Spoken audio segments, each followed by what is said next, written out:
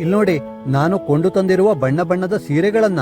ಇವು ಮತ್ತೇನಕ್ಕೂ ಅಲ್ಲ, ಈ ಮಳೆಗಾಲದ ಸಮಯ ಮಣ್ಣು ತೊಳೆಯದಂತೆ ತೋಟಕ್ಕೆ ಮುಚ್ಚಿಗೆಯನ್ನು ಮಾಡುವ ಸಲುವಾಗಿ. ಹಾಗೆ ಇನ್ನೂ ಹಲವು ರೀತಿ ಉಪಯೋಗಿಸಬಹುದಾದ ಈ ಸೀರೆಯ ಕುರಿತ ವಿವರವನ್ನು ಇವತ್ತು ತಿಳಿಸುತ್ತಿದ್ದೇನೆ. ನೋಡಿ, ಸೀರೆಗಳು ಎಷ್ಟು ಚೆನ್ನಾಗಿವೆ ಎಂದು. ಸೀರೆಯೊಂದಕ್ಕೆ ₹25ರಂತೆ ಕೊಂಡು ತಂದ ಇವುಗಳನ್ನು ಈಗ ತೋಟದ ಕೆಲಸಕ್ಕೆಂದು ಒಯ್ಯುತ್ತಿದ್ದೇವೆ. ಇಲ್ಲಿ ಕಾಣಿಸ್ತಾ ಇರೋದು 2 ವರ್ಷಗಳ ಹಿಂದೆ ಮುಚ್ಚಿಗೆ ಮಾಡಿದಂತಹ ಸೀರೆ. ಮುಚ್ಚಿಗೆ ಇರದ ಸ್ಥಳದಲ್ಲಿ ಮಣ್ಣಿನ ಸವಕಳಿಯಾಗಿರುವುದನ್ನು ನೋಡಿ.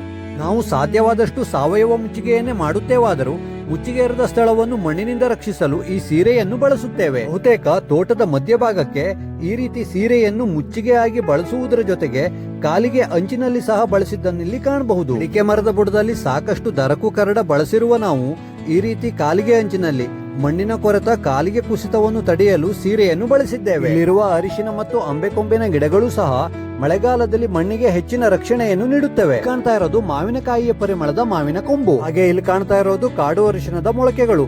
ಇವುಗಳನ್ನು ಸಹ ತೋಟದಲ್ಲಿ ನೆಟ್ಟಾಯಿತು. ಎಲ್ಲಾ ಗಿಡಗಳು ಸಹ ತೋಟದಲ್ಲಿನ ಮಣ್ಣಿನ ಸವಕಳಿಯನ್ನು ತಡೆಯುತ್ತವೆ. ಕಡಿಮೆ ಖರ್ಚಿನಲ್ಲಿ ದೊರಕುವ ಈ ಸೀರೆಯ ಉಪಯೋಗ ಇನ್ನೂ ಬಹಳಷ್ಟಿದೆ. ಇಲ್ಲಿರೋ ದಾರಿ ಮಳೆಯಿಂದ ಜಾರಿಕೆಯಾಗಿರುವುದನ್ನು ಕಾಣಬಹುದು. ಈ ಜಾರಿಕೆಯ ತಡೆಗೆ ಸೀರೆಯನ್ನು ಈ ರೀತಿ ಉಪಯೋಗಿಸುತ್ತಿದ್ದೇವೆ. ಈ ಸೀರೆಯನ್ನು ಬಳಸಿ ಧರೆಯ ಅಂಚನ್ನು ರಕ್ಷಿಸಿಕೊಳ್ತಾ ಇರೋದನ್ನು ಸಹ ಕಾಣಬಹುದು. ಈ ರೀತಿ ಮಳೆಗಾಲದ ಸಮಯದಲ್ಲಿ ಹಲವು ಉಪಯೋಗಕ್ಕೆ ಬರುವ ಈ ಸೀರೆಯ ಉಪಯುಕ್ತತೆಯ ಕುರಿತು ತಿಳಿಸುತ್ತಾ ಇವತ್ತಿನ ವಿಡಿಯೋವನ್ನು ಮುಗಿಸುತ್ತಿದ್ದೇನೆ.